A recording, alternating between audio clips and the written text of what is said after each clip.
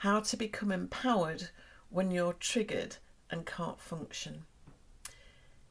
If you shut down, panic, freeze, or feel completely incapable of functioning when triggered, this isn't a flaw, it's a trauma response.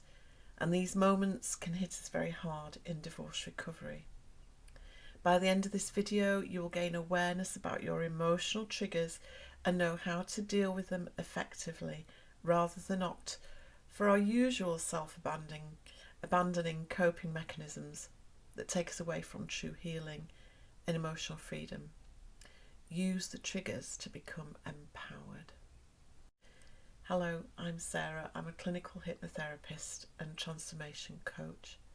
I help aspirational women get their confidence and radiance back after divorce, no matter what has happened in the past. Let's talk about what happens when you're triggered and suddenly can't function. You might feel frozen or panicked or numb, or like your brain has actually gone offline. Simple tasks feel impossible, decisions are overwhelming, and you may feel ashamed for not coping. This isn't weakness. This is a nervous system override. In the past, you may have reached for coping mechanisms that got you through but don't heal. These coping strategies can be harmful to your well-being, and they bypass the healing of your trauma, and they just don't work. The trauma and trigger will resurface more strongly.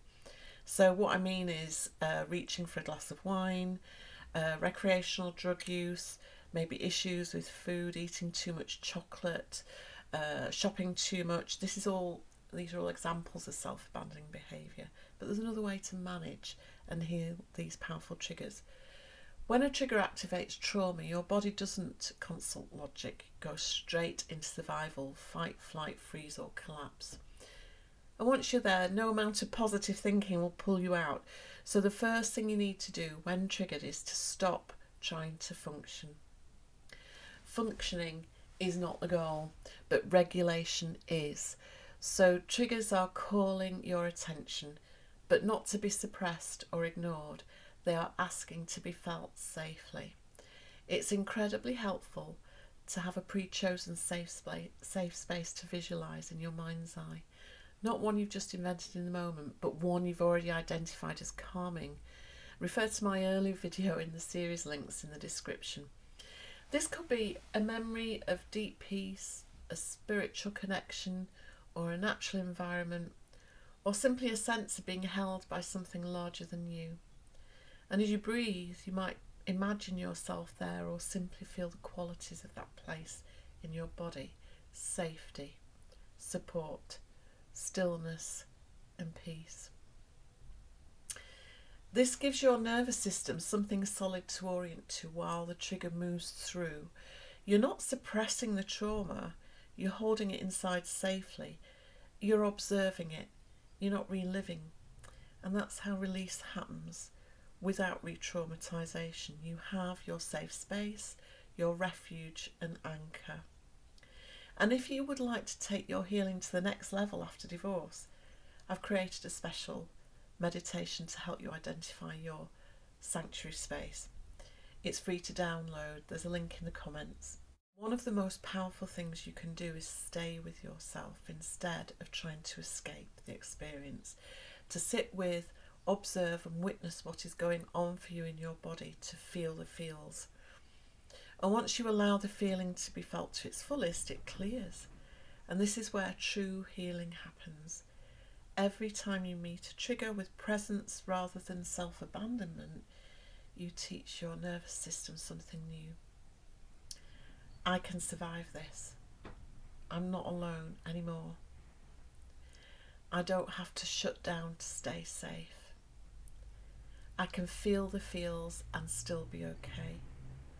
We were never taught these skills, but now is the time to do what works to create a happier life beyond the heartbreak of divorce. By the way, if you'd like to know more about how to heal after divorce and how to create a happier life, then why not check out my brand new course? It's at beta testing stage. Perhaps you'd like to even become a founding member. I'll pop a link in the comments below. Over time, triggers lose their intensity, not because you controlled them or suppressed them, but because your system no longer needs them to protect you. This is steady work. Healing happens in layers. It's not a one-time thing. Your body will let things come up when it thinks you are ready. It wants to work in partnership with you, and it's deep work, and it is profoundly effective. If you're in this phase, then please hear this. You are not regressing. You are not broken. You are learning a new way of being with yourself, and that changes everything. It really is transformative. If this speaks to what you're going through now, then why not subscribe to this channel? I'm here to support you through the triggers on your journey, so why not check out my other videos in this series by clicking here.